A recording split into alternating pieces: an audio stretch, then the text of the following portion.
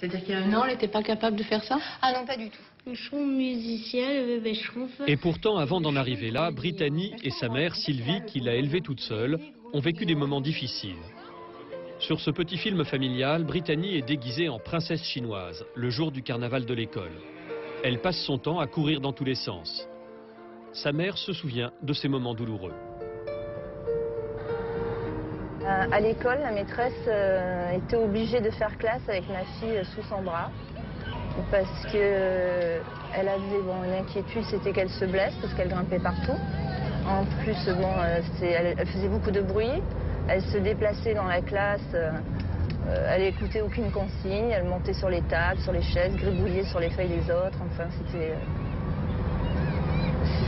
c'était impossible pour la maîtresse, quoi. Elle avait très peur. Hein, en cours de récréation, pareil, elle avait peur qu'elle se blesse parce qu'elle grimpait partout.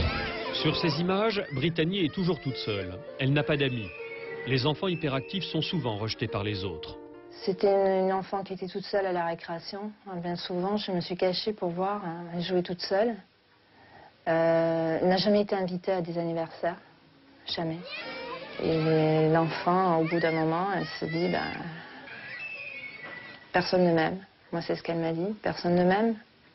Je suis méchante, personne ne veut de moi. Je ne vaux rien, je ne suis bonne à rien. Même à l'école, je n'arrive rien à faire. Donc c'est l'estime d'elle-même, elle est tombée à zéro. Cette souffrance a duré jusqu'à ce que Sylvie ait rendez-vous ici, à l'hôpital Sainte-Marguerite, à Marseille, dans le service de pédopsychiatrie.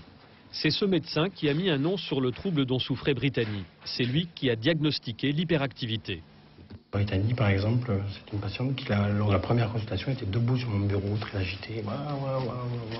C'était assez impressionnant d'ailleurs. Généralement, le trouble débute avant l'âge de 7 ans, sur une durée assez longue. Donc, à travers plusieurs situations, et pour que le trouble soit pathologique, il faut qu'il y ait une gêne fonctionnelle importante dans le milieu scolaire, dans le milieu familial. Un enfant hyperactif est hyperactif à l'école, à la maison, avec les copains. C'est assez constant. Brittany est aujourd'hui sur la voie de la guérison. Elle ne prend plus de médicaments. Grâce à la psychothérapie familiale, à l'orthophonie ou encore l'ergothérapie, Brittany a repris confiance en elle. Et à l'Antiquité. Aujourd'hui, il est impossible de douter de la souffrance d'un enfant hyperactif. Pourtant, l'hyperactivité avec déficit d'attention est un des troubles les plus controversés. Est-ce une nouvelle maladie ? Un simple phénomène de mode largement relayé par la presse écrite, la radio et les émissions de télévision, ou bien une série de symptômes qu'ont aujourd'hui en commun beaucoup de jeunes enfants. Parmi les spécialistes, c'est la polémique. En pédopsychiatrie, on n'a pas de signe de certitude pour marquer une maladie. Les frontières sont toujours des frontières discutables. Qu'est-ce que c'est qu'un enfant? À partir de quel moment un enfant est hyperactif et doit prendre des médicaments? Il faut être quand même très très prudent de ne pas surdiagnostiquer les choses. On n'a aucun marqueur biologique de l'hyperactivité pour l'instant. Donc ça, il faut être très méfiant au niveau du diagnostic. Ne pas avoir des hyperactifs, on aurait peut-être tendance à avoir des hyperactifs un peu partout. Il y a quelques années, ils étaient tous précoces ou surdoués, et ces dernières années, ils sont hyperactifs. C'est tellement plus facile. J'insiste sur le fait que l'hyperactivité n'est pas une maladie. Paris, hôpital Necker. Nous sommes dans le service de pédopsychiatrie dirigé par le professeur Bernard Gols. Il a été un des premiers à s'élever contre la tendance à donner trop de médicaments aux enfants. Je crois qu'il y a un tout petit noyau d'enfants que dans le monde entier on appellerait hyperactifs. Mais peut-être c'est 0,5%, à peine. Mais un enfant agité, un enfant turbulent, est-ce pour un enfant agité, non, un enfant agité ou un enfant turbulent, dans beaucoup de cas, c'est un enfant vivant. Et il y a quelque temps, j'avais écrit un autre texte où je disais, mais plus une société est agitée, elle-même, moins elle supporte que les enfants soient hyperactifs. La vision de l'enfant, donc de l'enfance, a beaucoup changé. Les enfants sont plus rares. Il y en a 2 par famille à peine. Les enfants sont donc plus précieux. Ils ont une espèce de devoir d'être parfaits. Or, l'agitation des enfants, parmi les droits de l'enfant, il y a le droit à être un enfant, le temps qu'il faut. Et ça, on l'oublie un peu. C'est ça que je veux expliquer. Je crois qu'on oublie qu'il y a un droit à l'enfance. Et si l'enfant n'a pas eu le temps d'être suffisamment longtemps enfant, il aura du mal avec les étapes suivantes. dis un fantôme. Ah, ouais. D'abord, il faut bien que je voie. Bon, on va. Ouais. Pourquoi? Parce que... Nous avons rencontré la famille Gozim il y a 1 an. À cette époque, Sylvie et Rabat cherchent à comprendre pourquoi leur fils Alan est devenu la bête noire de la cour de récréation. Ils sont très inquiets. Alan a alors 5 ans et demi et cela fait 2 ans que ses parents passent de psychologue en psychologue à la recherche de solutions. C'est d'abord l'école qui signale à Sylvie qu'Alan, son fils, est trop agité en classe. Ça s'est passé en petite section. Nous nous sommes fait aimablement convoquer par la maîtresse qui nous dit qu'il était insupportable. Donc petite section, ça correspond à quel âge et quel... 3-4 ans. C'était sa première année de maternelle, 3-4 ans. La maîtresse nous dit que ça allait pas, on a été voir des psys. Essayez, elle a insisté. Moi, personnellement, j'étais pas très... Non, toi, t'es pas psy, moi, bon. personnellement, j'ai dit, bon, attends, le temps qu'il faut, et puis qu'après, ça réglera normalement. Et puis, bon, on en a vu quelques-uns, ils ne savaient pas exactement. Et puis après, on a un qui a parlé d'hyperactivité. Attends, c'est quoi ce truc-là? Déjà, on commençait à parler d'hyperactivité. Donc, on s'est intéressé au cas, sur le sujet.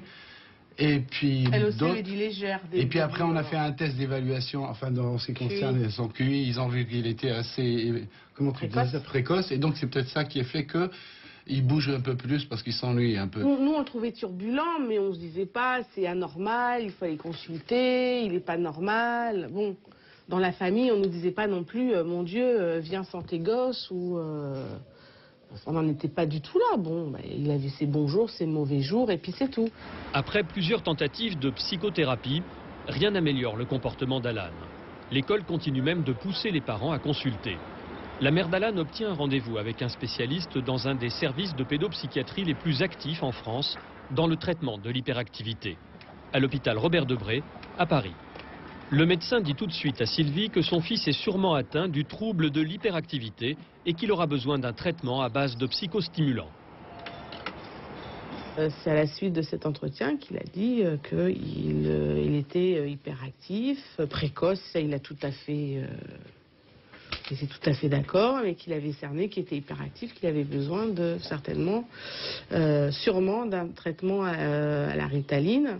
Quand il m'a parlé de Ritaline, j'ai dû avoir un espèce de bruitage négatif. Parce qu'il m'a dit, ah, vous avez pas l'air...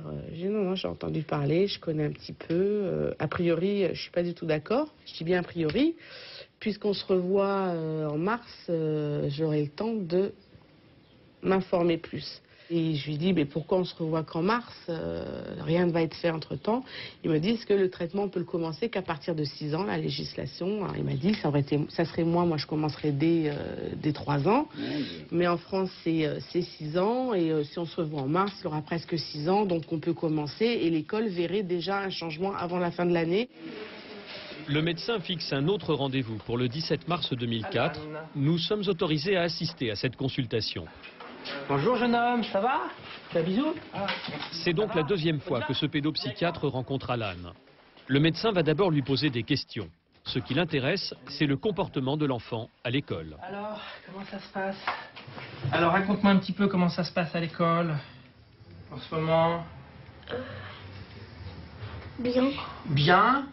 T'es gentil avec tout le monde, avec la maîtresse, avec tes petits camarades? Oui. Et puis il l'interroge sur son sommeil. T'as besoin qu'on lise une petite histoire le soir, avant d'aller faire dodo? Oui. On fait dodo à quelle heure en ce moment? Je sais pas. Tu sais pas? Vers 20h, je crois, c'est ce qu'avait dit maman la dernière fois. Tu bouges encore un petit peu dans ton lit avant d'aller te coucher en ce moment? Comment ça se passe? Ouais. Tu bouges quoi?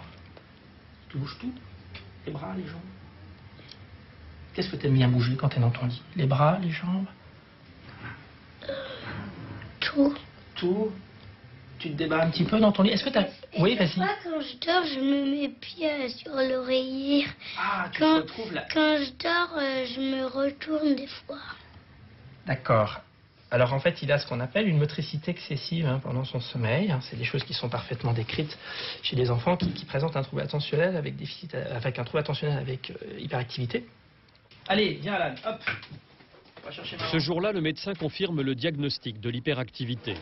Il va essayer de convaincre Sylvie, la mère, de l'importance d'un traitement médicamenteux et des risques encourus si Alan n'est pas soigné. Il y en a qui sont à l'endroit. Il faut se dire, aujourd'hui, il est très intelligent, il se situe là. Il donne peut-être pas ça, il donne un tout petit peu au-dessous. Il faudrait pas qu'il donne au-dessous de ce que doit donner un enfant pour son âge. Vous voyez ce que je veux dire? C'est que des fois, ça glisse progressivement. Et puis, c'est plus à 7 ans qu'on vient nous voir, c'est quand l'enfant a 12 ans. Parce qu'il a plus de petits camarades, parce qu'il finit par douter de ce qu'on lui a dit depuis qu'il était tout petit, à savoir que c'était un enfant brillant. Alors, il ne faut pas en arriver là, et puis il ne faut pas en rester là où on en est aujourd'hui. Il faut qu'on continue à voir votre enfant, et j'exige que vous veniez de façon comme ça périodique, en consultation, et qu'on voit un petit peu, qu'on fasse un état des lieux. Hein. Et comme je vous l'ai dit, si à un moment donné, on s'aperçoit que on ne peut plus gérer, que les enseignants n'en veulent plus, qu'il ne suit plus en classe, qu'il est trop agité, qu'il n'écoute pas, je crois qu'effectivement, il faudra prendre des dispositions. Et si ça passe par un traitement, ça passera par un traitement et on en parlera dans ces cas-là. Hein. J'ai demandé effectivement... Devant ce scénario catastrophe, Sylvie n'aurait donc pas d'autre solution que de donner un traitement à son fils. Mais pour l'instant, Alan est encore trop jeune, alors le médecin a une alternative à proposer. Il a lancé une étude sur les bienfaits du fer pour soigner les enfants hyperactifs. Alan a une grosse carence en fer, il va donc lui en prescrire pour 3 mois. Donc pas de Ritaline aujourd'hui? Ah non, pas de Ritaline aujourd'hui. Voilà, supplémentation, hop, t'auras un petit peu de fer à prendre. Sylvie repart avec simplement une ordonnance de fer, pas d'autre traitement pour Alan. Un prochain rendez-vous est fixé au mois de juin. À cette date, Alan aura 6 ans, l'âge auquel on peut donner le médicament contre l'hyperactivité aux enfants. 10 ans après sa mise sur le marché en France, ce traitement est toujours très discuté. C'est aussi l'un des plus surveillés. Pour obtenir une ordonnance de méthylphényldate, il faut passer par l'hôpital. C'est un médicament classé stupéfiant. Il est de la famille des psychotropes. C'est une molécule dangereuse comme toutes les molécules, comme tous les psychotropes, qui doit être prescrite de manière sensée, avec un suivi sérieux, régulier, qui n'est pas sans effets secondaires, mais comme tous les traitements, donc ça nécessite une surveillance importante. Mais les effets secondaires sont assez rares en fait. Vous dites quand même dangereux comme un autre psychotrope. Tous les psychotropes chez les enfants doivent être prescrits avec mesure et donc surveillés. Certains médecins considèrent que ce médicament ne doit pas être utilisé car on n'en connaît pas les effets secondaires à long terme. Christian Gérard est psychiatre dans le centre médico-psychopédagogique du 9e arrondissement à Paris. Comme beaucoup de ses collègues, il refuse de donner ces traitements. La prise de médicaments psychotropes chez les enfants risque de créer des dépendances. C'est-à-dire que si vous donnez, par exemple, dans cette question de l'hyperactivité, si vous donnez de la Ritaline à des enfants, je crois qu'il faut vraiment se poser très sérieusement la question de savoir comment l'enfant va pouvoir arrêter la Ritaline.